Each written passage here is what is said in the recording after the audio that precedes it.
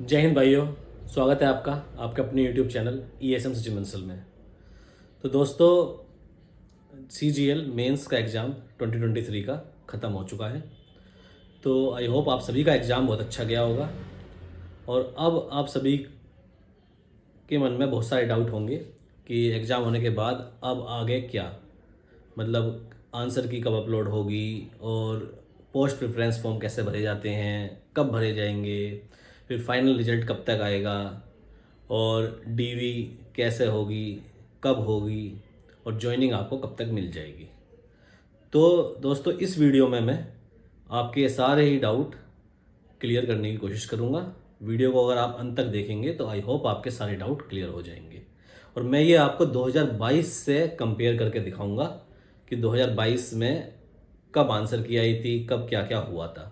तो वो सारा मैं डेट के साथ आपको बताऊंगा। तो आइए देखते हैं।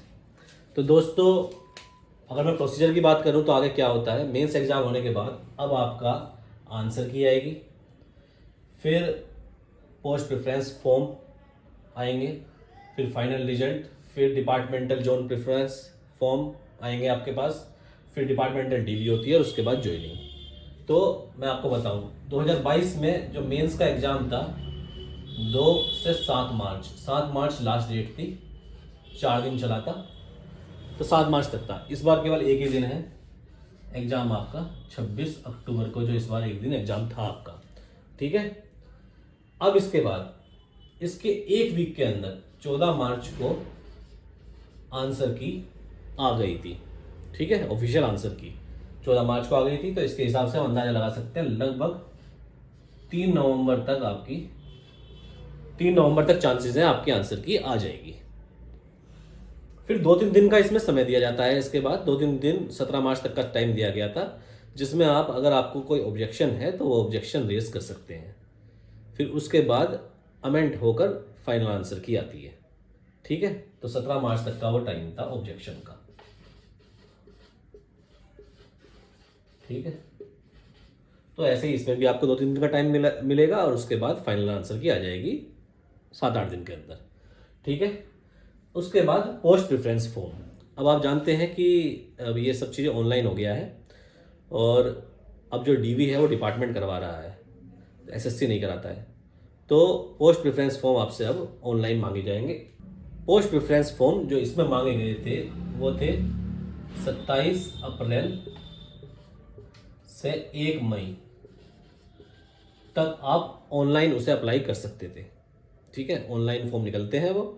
ऑनलाइन आप अपनी पोस्ट प्रेफरेंस कि आपको पहले नंबर पर कौन सी पोस्ट रखनी है, आपको दूसरे पर कौन सी चॉइस देनी है, मतलब GST इंस्पेक्टर, एग्जामिनर, कौन सी आपको देनी है, वो उस हिसाब से आप अपनी पोस्ट सेलेक्ट कर सकते हैं। ऑनलाइन भरा जाता है वो सब।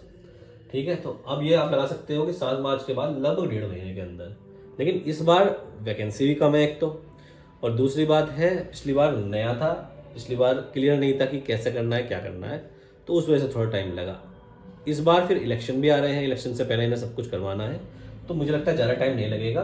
जैसे 3 नवंबर को आंसर की आई है तो आपका दिसंबर फर्स्ट वीक में आप, मतलब ये मान लीजिए आप 3 दिसंबर तक आप, दिसंबर फर्स्ट वीक में आप देख सकते हैं, या हो सकता है नवंबर लास्ट में भी आ जाए, तो कोई सरप्राइज होने वाली बात नहीं है। पोस्ट प्रेफरेंस फॉर्म ऑनलाइन आ जाएंगे। ठीक है, वहाँ आप भर के उन्हें भेज सकते हो। उसके बाद फाइनल रिजल्ट, अब 1 मई तक आपके पास लास्ट डेट थी पोस्ट प्रेफरेंस भरने की। 13 मई को फाइनल रिजल्ट आ गया था 12 दिन में। तो इसके हिसाब से आप अंदाजा लगा सकते हो आपका फाइनल रिजल्ट जो है, जो मुझे लग रहा है 15 दिसंबर तक आपका फाइनल रिजल्ट आ जाएगा। इससे पहले भी चांसेस हैं कि आ जाए, क्योंकि आप जानते हैं इलेक्शन है, तो उससे पहले पहले इन्हें पूरा प्रोसेस अपना ज्वाइनिंग का ख़त्म करवाना है। ठीक है, अब फाइनल रिजल्ट आने के बाद अब SSC का काम यहाँ पर ख़त्म हो जाता है। ठीक है, अब आपको डिपार्टमेंट अलॉट हो गया है। अब सब चीज़ें चली जाती है डिपार्टमेंट के पास, आपके डोजियर हैं, ये सब हैं, वो डिपार्टमेंट को, रेस्पेक्टिव डिपार्टमेंट आपको जो मिल रहा है वहाँ भेज दिए जाएंगे। फिर वहाँ से आपको अब डिपार्टमेंटल जोन प्रेफरेंस, ज़्यादातर डिपार्टमेंट वाले जैसे IT वाले हैं, जितने भी हैं सब अपने कैग वाले हैं, सब 1-2 को छोड़ दो, और मैक्सिमम आपसे जोन प्रेफरेंस पूछेंगे कि आप अपना जोन प्रेफरेंस का वो भी ऑनलाइन ही होगा।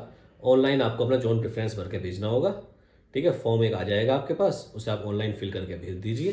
तो इसमें जैसे मैं बात करूँ अगर ITI की, तो सब पिछली बार तो देखो, इस बार थोड़ा टाइम लग, मतलब जोन प्रेफरेंस फॉर्म तो सबके आ गए थे 1-1.5 महीने के अंदर, मैक्सिमम लोगों के आ गए थे। जैसे हमारा IT की बात करूँ मैं, तो जून में ये जून लास्ट में आ गए थे ये, ठीक है। लास्ट में 30 जून तक, ठीक है, सबके फॉर्म आ गए थे। शायद 3 जुलाई या 4 जुलाई लास्ट डेट थी उस पोस्ट प्रेफरेंस फॉर्म भर के भेजने की, ठीक है। और ऐसे ही कैग वालों के और भी जल्दी आ गए थे। तो ये डिपार्टमेंट टू डिपार्टमेंट है। 1 महीने के अंदर मैक्सिमम मुझे लगता है 1 महीने के अंदर आपके सबके जो है जोन प्रेफरेंस फॉर्म आ जाएंगे। मतलब आप मान सकते हैं 1 महीना, 15 जनवरी से पहले पहले, बल्कि मैं बोलूँगा 10 जनवरी तक आपके सबके पोस्ट प्रेफरेंस फॉर्म आ जाएंगे। उसके बाद आपको फिर जोन अलॉट हो जाएगा और रेस्पेक्टिव जोन में आपके लिए आपको DV के लिए कॉल आएगा। जैसे मैं बात करूँ तो हमें जो है, मुझे याद है हमें 13 जुलाई को हमारा जोन अलॉट हो गया था, ठीक है। जैसे मुझे मुंबई मिला तो सबका जोन अलॉट हो गया था। अब इसमें डिपार्टमेंट टू डिपार्टमेंट वेरी करता है। कैग वालों के जोन प्रेफरेंस फॉर्म जल्दी भरवा दिए गए थे, लेकिन उनका जो DV है वो काफ़ी बाद में, अभी भी चल रहा है, अभी मतलब शुरू होगा, ठीक है। अभी अलॉटमेंट हुआ है, बहुत लेट हो गया था। कैग की वैकेंसी भी काफ़ी थी, पिछली बार वैकेंसी बहुत ज़्यादा थी, तो इस वजह से भी शायद थोड़ा डिले हुआ है। और IT वालों का काफ़ी फास्ट था, तो हो चुका है। तो मैक्सिमम डिपार्टमेंट का जल्दी ही, क्योंकि इन्हें इलेक्शन भी है तो आचार संहिता लग जाएगी, तो उससे पहले पहले इन्हें ये सब चीज़ें करवानी है, ठीक है। तो जनवरी में हम उम्मीद करते हैं, जनवरी में 10 जनवरी तक आपका पोस्ट प्रेफरेंस फॉर्म आ जाएगा। और उसके बाद जल्दी ही आपके जनवरी लास्ट तक आप मान लीजिए 30 जनवरी तक आपका डिपार्टमेंट से DV के लिए भी कॉल लेटर आ जाएगा। और डिपार्टमेंट से DV का कॉल लेटर, 1-2 डिपार्टमेंट को छोड़ सकते हैं, वरना मैक्सिमम जगह से मुझे उम्मीद है कि कॉल लेटर आ जाएगा। और DV कराने के बाद जो DV की डेट थी हमारी, DV की डेट से हमें 2 महीने तक का टाइम मिला था ज्वाइनिंग का। जैसे मेरी अगर DV में बात करूँ तो 3 अगस्त को हुई थी, और मुझे जो टाइम मिला था वो 3 अक्टूबर तक का था कि 3 अक्टूबर तक आप ज्वाइन कर सकते हैं। तो ऐसे ही उसमें डेट मेंशन रहती है DV के टाइम पर कि कब तक आप ज्वाइन कर सकते हैं। उसमें अगर एक्सटेंशन चाहिए आपको तो एक्सटेंशन भी मिल जाता है। अगर आपकी कोई इमरजेंसी है, कोई कुछ भी प्रॉब्लम है तो एक्सटेंशन भी मिल जाता है। वो डिपार्टमेंट टू डिपार्टमेंट वेरी करता है कि कितने दिन तक का आपका एक्सटेंशन मिल जाएगा, ठीक है। और DV में क्या क्या होता है, क्या क्या चीज़ें हैं, ज्वाइनिंग में आपको कितना दिन एक्सटेंशन मिल जाएगा, DV में एक्सटेंशन मिलता है या नहीं मिलता है, इन सब के ऊपर मैं एक अलग से, DV में मेडिकल कैसे होता है, कैरेक्टरिस्टिक, बहुत सारी चीज़ें हैं, तो उसको मैं अलग से एक वीडियो में बताऊँगा। वे सारे डाउट DV के बारे में सारे क्लियर करूँगा। अभी आई होप आपको जो ये सारी जानकारी है ये आपको क्लियर हो गई होगी कि कब आंसर की आएगी, कैसे पोस्ट प्रेफरेंस फॉर्म भरे जाते हैं, कब फाइनल रिजल्ट आएगा, और फिर जोन प्रेफरेंस, ये सब चीज़ें आपको क्लियर हो गई होंगी। फिर भी कोई डाउट है तो आप कमेंट में मुझसे सारे डाउट पूछ सकते हैं, और व्हाट्सएप पर भी आप मुझे मैसेज कर सकते हैं। तो आई होप आपको ये जानकारी पसंद आई होगी। पसंद आई है तो वीडियो को लाइक और चैनल को सब्सक्राइब करना मत भूलिएगा। धन्यवाद। जय हिंद।